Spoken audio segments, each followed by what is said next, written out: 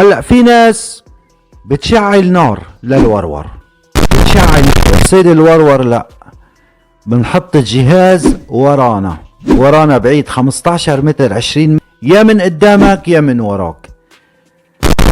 هالصوت بيجي الورور لانه هو بيعرف انه هون فيه نمل طيار، هذا بالشوب وبتشعل نار. هذا ارض مثل هاي بنقول له وبطريقه انك انت تقعد تخبي حالك. هاي المعلومه.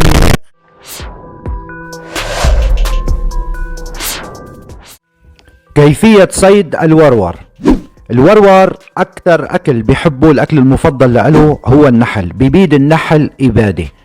محل ما بيكون فيه صناديق نحل الورور رح يجي. يعني انت اذا بتروح بموسم الورور من بعد 20 اب لاخر تشرين اول، محل ما بيكون فيه نحل بتقعد حتى بلا ما تشغل جهاز صوت بيجي الورور، لانه هو بيعرف انه هون في نحل، بيشوف الصناديق. اذا كنت مشغل الصوت محل ما بيكون فيه صناديق نحل، ومثل ما بنقول زيت على زيتون. ركز معي حجي. هلا في ناس بتشعل نار للورور، بتشعل نار وبتخبي حالها، بيجي الورور بصير يبرم. ليش؟ لانه في شيء نحن بنقول له نمل طيار، هذا بالشوب وبتشعل نار بصير يبرم من الدخني، يهرب من الدخني. الورور بيعرف انه في دخني في نار رح يتحرك، هذا النمل الطيار اللي حكينا عنه بيجي بياكله. بس هو الاكل المفضل له مثل ما قلنا النحل. بس في طريقة تانية اذا انت من وجد صناديق نحل. شو هي الطريقة؟ ركز معي حجي الله يرضى عليك. نحن بنقعد بهالشكل، هذا ارض مثل هاي، اوكي تمام. بنجيب اغصان شجر، بنعمل مثل كوخ نحن بنقول له، وبطريقة انك انت تقعد تخبي حالك حسب طبيعة الارض. تمام، خبينا حالنا. جهاز الصوت وين بنحطه؟ نحن بكل الطيور بنحط جهاز الصوت قدامنا. بصيد الورور لا، بنحط الجهاز ورانا بعيد 15 متر 20 متر 30 متر، يعني بين ال 20 و 30 متر. اوكي، ورانا مو قدامنا. بنكون قاعدين قدام جهاز الصوت ومخبئين حالنا مثل ما حكينا باغصان الشجر، عاملين كوخ او شيء او ما يشابه. الورور كيف رح يجي؟ هو بالعادي بيجي بهاي الطريقة، يا من قدامك يا من وراك.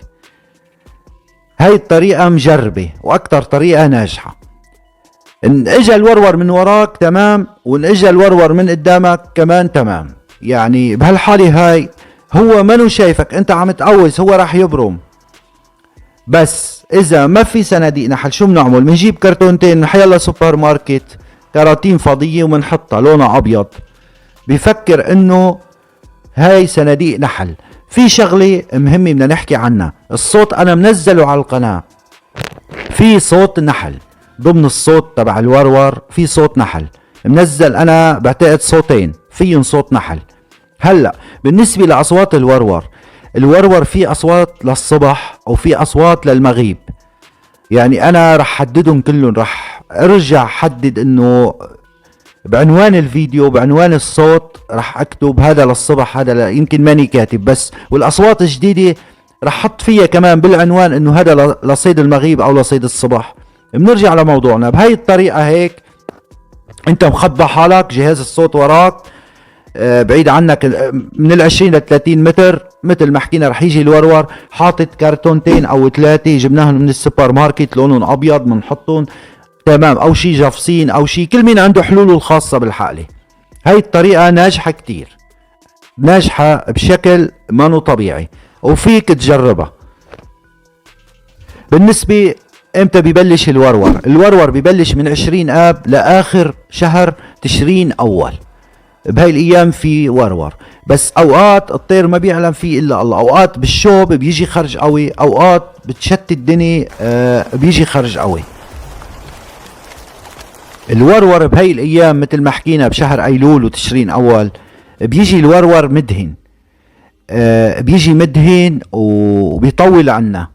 بس بالربيع بيمرق الورور بشهر نيسان بشهر الربيع، بس بيمرق بسرعة مرق الطريق وبيكون ضعيف كتير.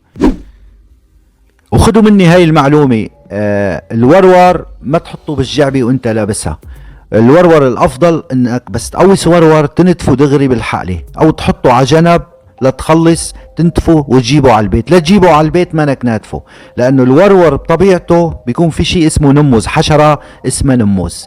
هاي المعلومة خدها مني، ما تجيب الورور على البيت وانت مانك ناتفه، لانه هذا اللي اسمه نموز بيمشي بالبيت.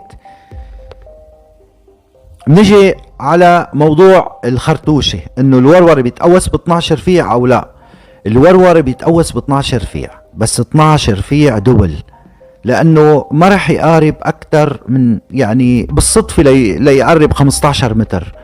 اكيد عطول بيكون من ال 30 متر لل 50 متر، او اقل شوي او اكتر شوي. يعني 12 دبل بيفلح فيه فلاحة.